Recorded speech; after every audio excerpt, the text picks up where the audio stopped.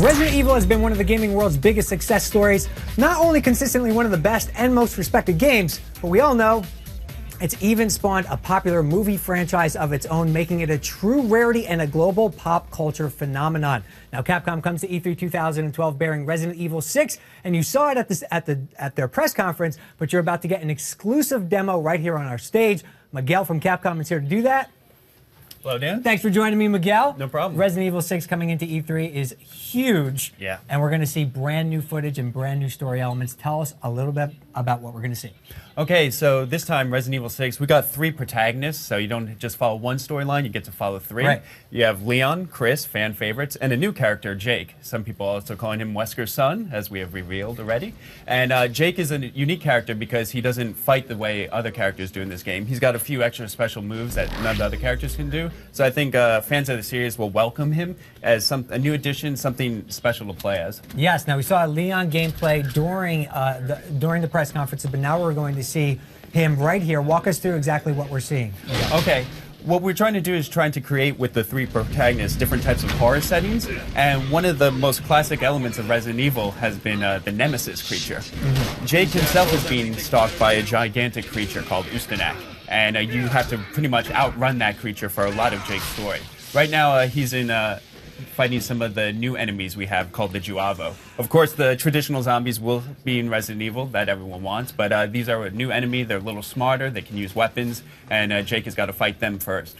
Right, now obviously part of introducing these new characters and these 3 different ways to play you guys talked about is distinct play styles. A lot of people think maybe Resident Evil has veered towards action in recent years, but there's a lot of survival horror elements as well, right? That's very true. With Jake, you have some special weapons available to you.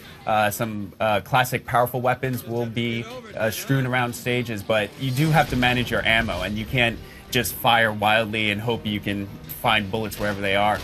Jake also can use hand-to-hand combat. He's one of the few characters that we've ever designed that will be able to do that. So you can switch from his weapons using any type of machine gun or pistols, or go to hand-to-hand combat. Right, and you talked a little bit about the 3 different characters, but each one has an accomplice as well on their journey through the story, correct? That is true. They each have a partner character. Jake's partner is Sherry, Sherry Birkin, you might remember from Resident Evil 2, which took place a few years ago. So she's grown up, and she's become a successful agent in her own right. Right. So the partner characters, is that a co-op experience, or is this something just on the single-player side, or? That is a co-op experience. You can play alone if you want, and the AI will control the partner character, but we recommend that you play with your friends. Right, and like you said, distinct play style. So when you go through the game, I mean, there's really kind of 3 games here in terms of how they're going to play out. Story-wise, how are their perspectives different? Okay, all the stories will intersect at different points. Each character follows their own story, and if you play, say, Jake's story, from start to finish, you get Jake's story, and you can just enjoy that and stop playing. But we want you to play all the characters and enjoy all their stories. They will cross over at different points and intersect, and you'll be able to see the story from different points of view. So, our director just died. Classic, yes. You are dead. Sasaki-san is actually playing the game backstage for us, which is amazing. We see that the game is going to be available this October. And talk a little bit more about the character interaction, obviously, from a story perspective. Where does it take place in regards to Resident Evil 5? This takes place a few years after Resident Evil 5. It's set in 2013. A lot of our Resident Evil games, as fans know, we try to set them as close to real time as we can, so the characters do age, which is probably rare for a lot of gaming franchises. Right. So talk a little bit about the difficulty level as well. Obviously, we just saw a character die, but what are you trying to do here in terms of reaching a new audience, but also appealing to that hardcore gamer who's been with the franchise for a long time? We're trying to give everyone the opportunity to enjoy this game. Right. So we're hoping that for new players, they have the weapons, the tools they need to play this game. We want to make it more intuitive. The controls are more organic.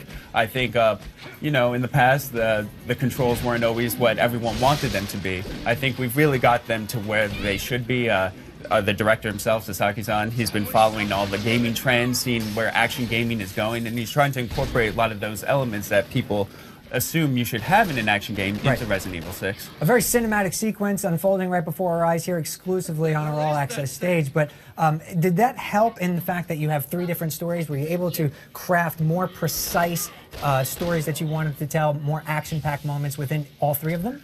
Yeah, that's exactly what they wanted to do. It seemed the development team themselves had so many different ideas, they didn't know where to go, and eventually they decided on, well, why don't we do all of them and try and merge them, and then that way you don't have to force gameplay on certain characters and make it feel awkward. We can just match the gameplay to the character and their story, so everything feels more synthetic, more natural in that regard. Right. All right. Well, it's looking awesome, Miguel. We really appreciate you showing us Resident Thanks a Evil lot. 6 here on the stage.